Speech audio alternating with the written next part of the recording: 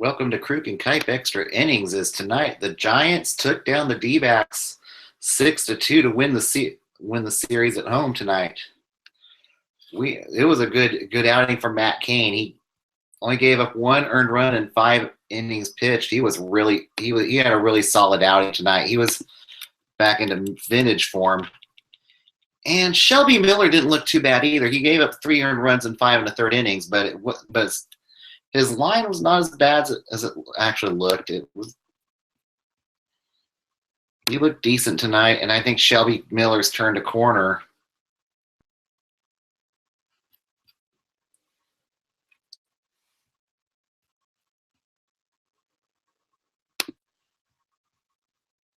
So it was good. He had a good game, though. The line was a little deceptive for Shelby Miller. But the pitching was able to hold Paul Goldschmidt in check. He was 0 for 4 tonight.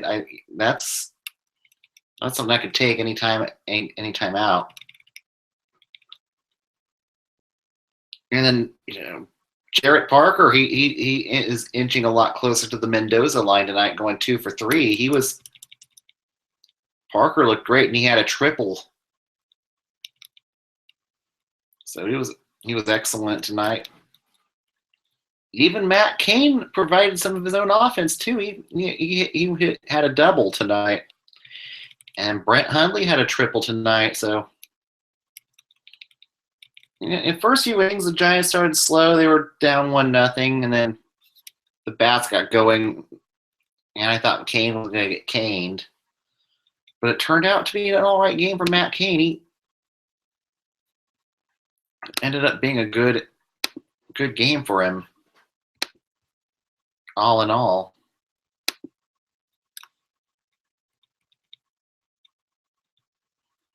The only one who really had Peralta and Lamb were the main cogs for the D-backs offense,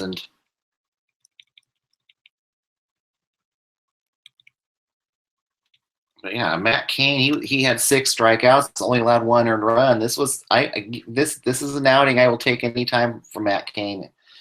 It was nice to see a performance like this if he wants to survive in this rotation.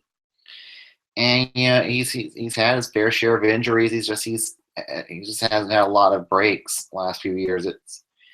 I would like to see Matt Cain succeed this year, see him stay healthy. And maybe to at least earn a 1-year contract next year. But Matt Cain, ever since that big contract kind of been a curse, he's been injured since. He's just not as bad as a pitcher as he was, but it's just these injuries have really hurt his velocity and stuff. And I'm hoping he can get it right this year. We see more performances like this tonight. And then Hunter Strickland looked great again. I'm really liking the improvement. Hunter Strickland keeps trying to improve no matter what he does. He's not always going to put the best numbers, but he tries. He tries to put an effort up any time out. And overall, this is a great win. A good series win against the D-backs, who got off to a hot start. They're now 7-3. And after starting 1-5, the Giants, took advantage of some home cooking. They're now 4-6, and things look great for them. And we'll see what Shelby Miller can he continue his prove it season. We'll see. And we don't see the Diamondbacks again until August. It's crazy just the way the scheduling is, and we're not going to see Arizona again until August. Now it's on to bigger fish here. All right, let's go. And this is gonna be a fast night. It's getting close to when I want to go to bed and stuff. So we're gonna be, and plus I want to kind of recap hockey and stuff, and also do a little bit of NBA playoff preview. So we're gonna go around the horn right now. Starting off with the New York Yankees. The Yankees beat the Rays 8-4. Your winning pitcher was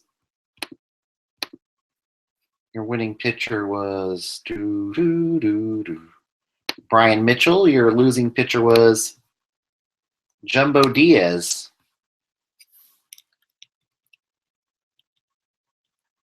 And Aaron Judge might be a candidate for rookie of the year thus far. He has already got 3 home runs. And he grew up not too far from Fresno, and Aaron Judge is definitely a rookie of the year candidate at this point for the New York Yankees.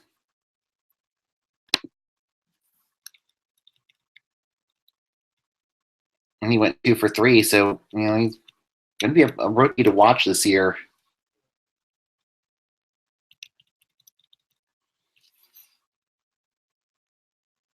And Jumbo Diaz gave up 2 earned runs in 2/3 innings pitched. And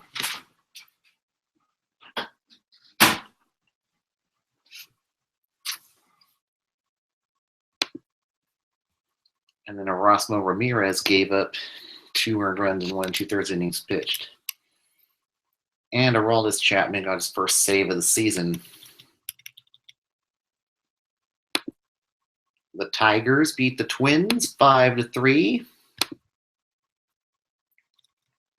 The winning pitcher was Michael Fulmer. The losing pitcher was Kyle Gibson.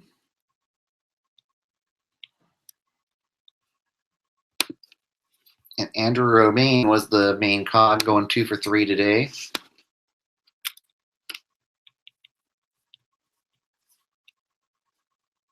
And Kyle Gibson got roughed up today, allowing 5 earned runs and 4 innings pitched.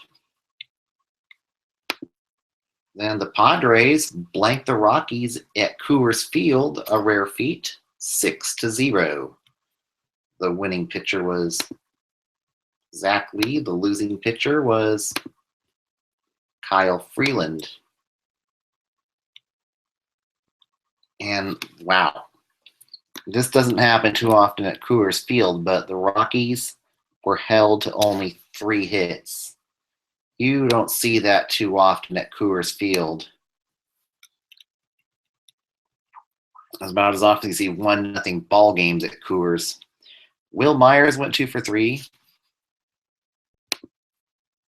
Younger Solarte went 2 for 4.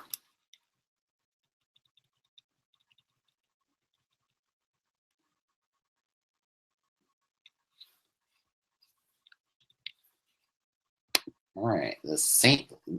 Louis Cardinals beat up on the Nationals today, 6-1. The winning pitcher was Mike Leake. The losing pitcher was Max Scherzer.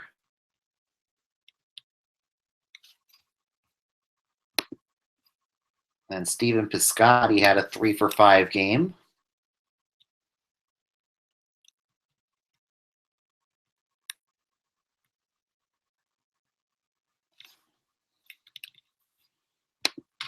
The White Sox beat the Indians 2-1. The winning pitcher was Derek Holland. The losing pitcher was Danny Salazar.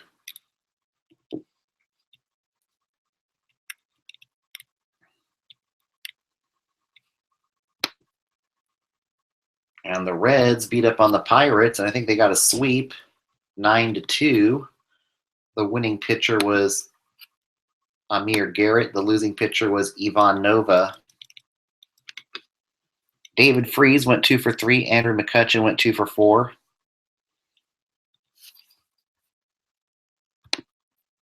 Jose Peraza went 3 for 5. Tucker Barnhart went 3 for 5. Eugenio Suarez went 3 for 4.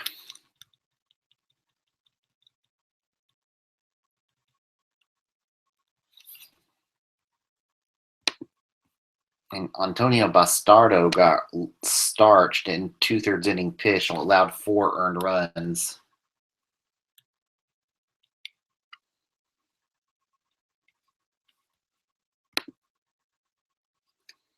All right, and then the Mets beat the Phillies 5-4. Former Giants prospect Zach Wheeler got the win.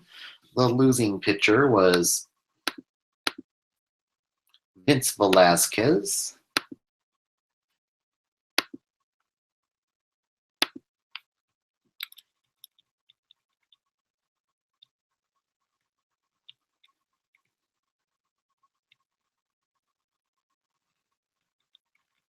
And then Velasquez was roughed up in 5 innings, allowed 5 earned runs.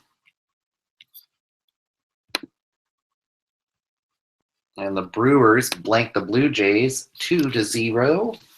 The winning pitcher was Chase Anderson. The losing pitcher was Marcus Stroman.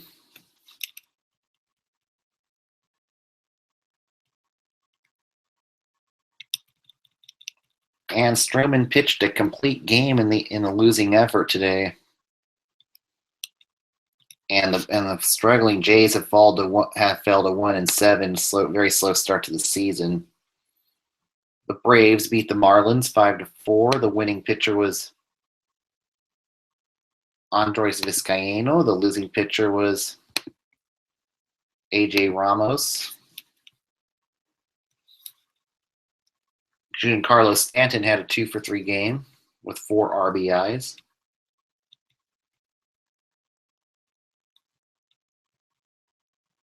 And then AJ Ramos came in and blew the save in the 9th inning.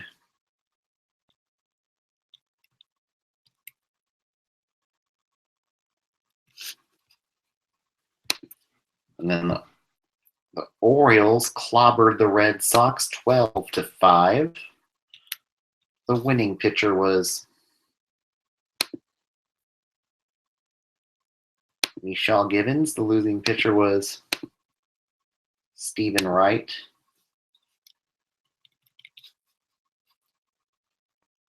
And then Chris Davis had a 3-hit game. Wellington Castillo went 3-for-5. Trey Mancini went 2-for-3.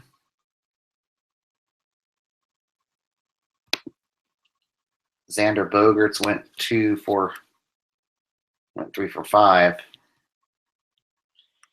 And former Giant Pablo Sandoval had 3 hits today.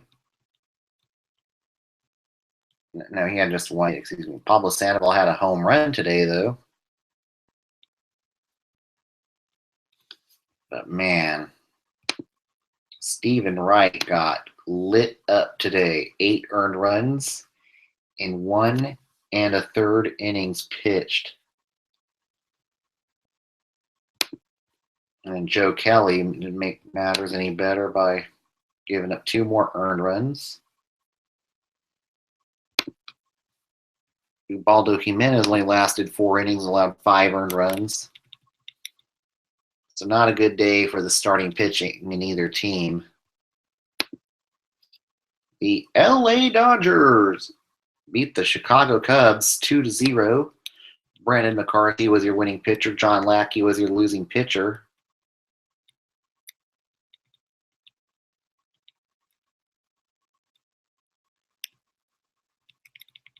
And the A's beat the Royals 8-3.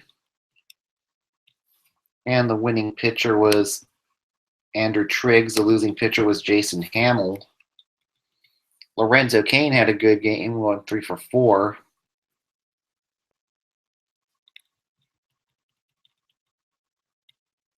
But he only lasted 4 2/3 innings, though. And then Travis Wood gave up 2 more earned runs, and then Chris Young came in and allowed 2 more earned runs.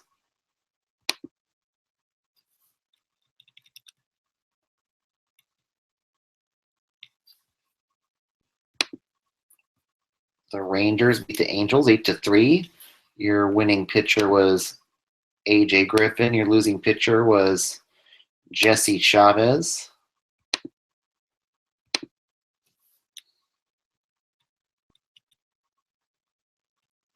And Jesse Chavez allowed 5 earned runs in 4 1/3 innings pitched.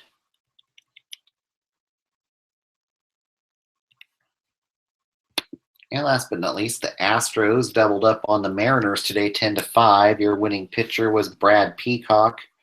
Your losing pitcher was Dan Altavilla.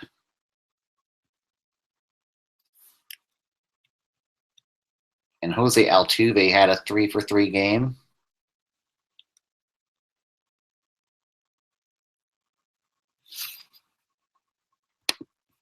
And Mike Fiers did not have a good game. He allowed 5 earned runs and 4 innings pitched.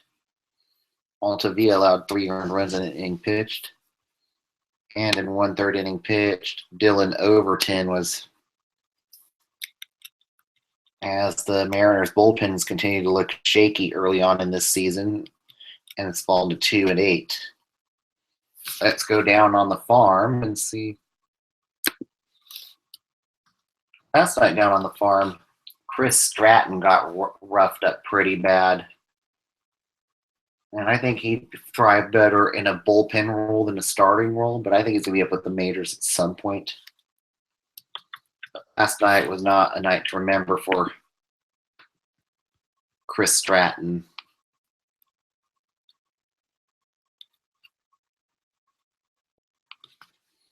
And down on the farm, the Sacramento River Cats lost to the Salt Lake Buzz tonight, 4-1.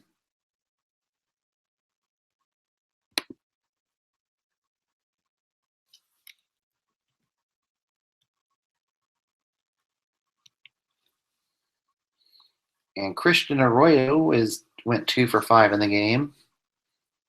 Luisier Zambrano went 2 for 4. Austin Slater went 2 for 4.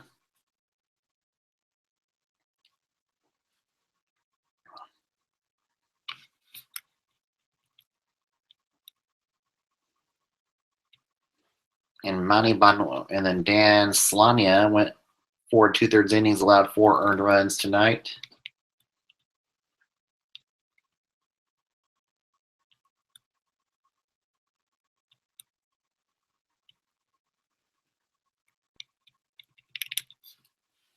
And then around the bay tonight, the San Jose Sharks won Game 1 in a thrilling comeback, 3-2. And what a game! They were down 2-0 in the start of the first period. They gave up 2 quick goals to Edmonton.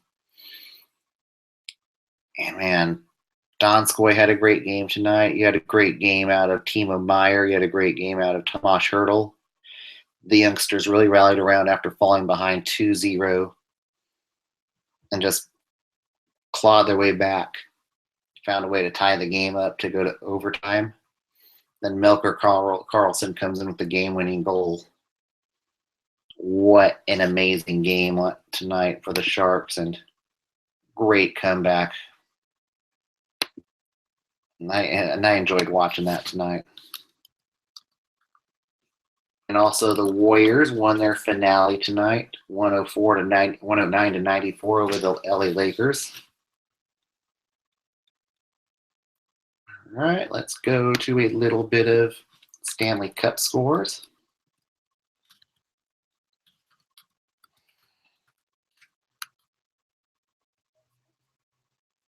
New York Rangers beat the Montreal Canadiens 2-0. They took a 1-0 lead. Boston Bruins beat the Ottawa Senators 2-1 and take a 1-0 lead. The Penguins beat the Blue Jackets 3-1. And a note in that game, Matt Murray was hurt and Marc-Andre Fleury started in place and had a solid game against the Blue Jackets.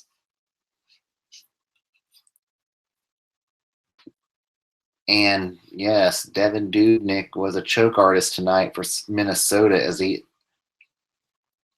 Wild lost to the Blues in overtime tonight, 2-1.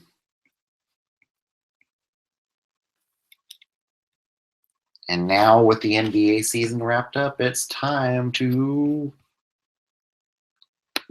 a little NBA playoff preview. We're going to start in the Eastern Conference.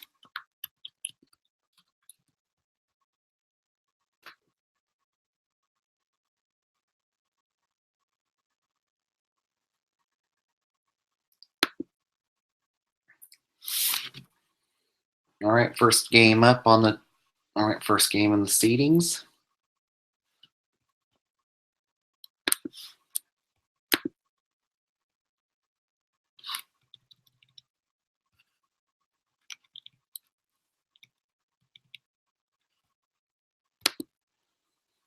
right, first matchup is the Boston Celtics against the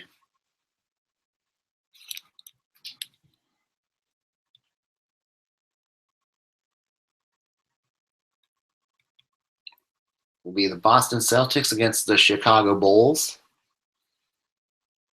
So you're gonna have possible Coach of the Year candidate Brad Stevens go up against aging Dwayne Wade and Jimmy Butler in a series, and got going up against Chicago against Boston, who's got Al Horford and Isaiah Thomas. I think they're going to make quick work of the Bulls. I see the series. I see the Celtics winning it in 5. Next series, the Cavaliers against the Pacers. Well, the key is LeBron going to be 100% in this series? But if not, you're still going to have to deal with Kyrie Irving and Kevin Love. The Pacers going to be no match for the Cavs in this series. I'm going to go with the Cavs in a sweep. Raptors and Bucks.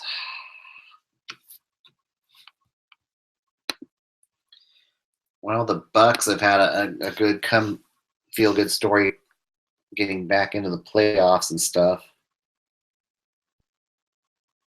But Toronto's defense should be enough to stifle them. I'm going to take the Raptors in 6 games. The Wizards against the Hawks. I am going to probably take the Wizards in 5.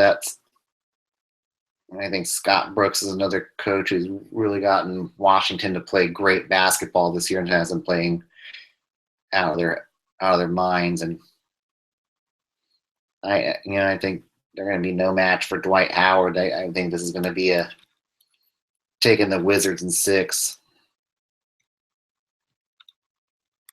Warriors and Blazers. Blazers are just happy to get in the playoffs. You're going to have arrested Steph Curry, arrested Kevin Durant, and they're going to be hungry for that title as long as Draymond does not shoot his mouth off. I'm taking the Warriors in a sweep in that series. Spurs and the Grizzlies. I think Memphis could give them a little bit of a series. But also I think this is San Antonio's last chance to win one with Manu Ginobili before he retires. I'm leaning towards that series going to be I'm probably going to take the Spurs in 7 games. Rockets and Thunder. I think this might be the best matchup in the first round here. Got 2 potential MVP candidates going up against each other with Rich Harden against Russell Westbrook. I really think this is going to be another 7-game barn burner, and I'm taking. This is a toss-up. This one's a real even matchup. I'm leaning towards the Rockets in 7, and Clippers and Jazz. I think this is going to be last gasp for the Clippers. I think it's going to be full rebuild for the LA Clippers after this. Griffin's not guaranteed to return back for the LA Clippers next year. And the Jazz, they're a hungry young core. I'm taking the Jazz in 6, and we see them blow up the roster for the Clippers.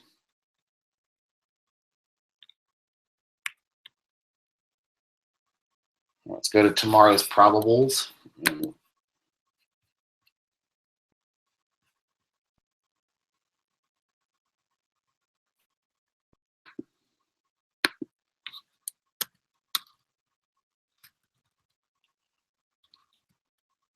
And tomorrow's matchup will be Madison Bumgarner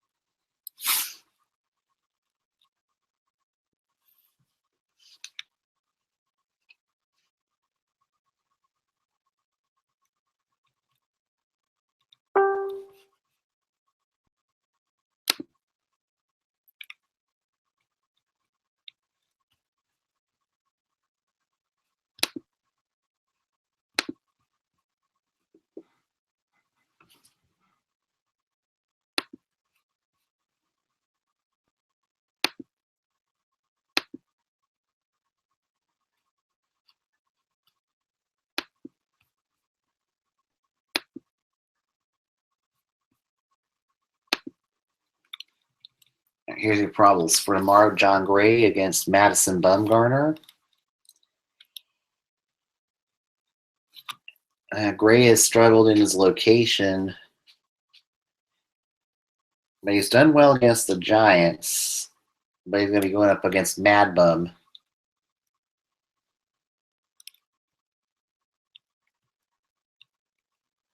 Yeah, I think Colorado's coming in for a 3-game series. I like Bumgarner's chances of winning tomorrow. But this series is going to be all about trying to shut down Nolan Arenado. He has lit up the Giants pitching really bad.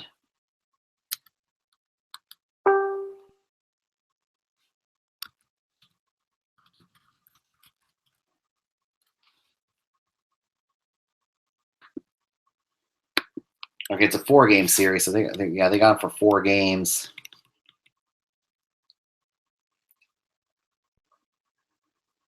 So this is going to be a. Yeah, I think they should win tomorrow's game since Bumgarner's on the mound. As long as hopefully the pitching can find a way this series to keep Arenado in check and try to keep Trevor Story in check.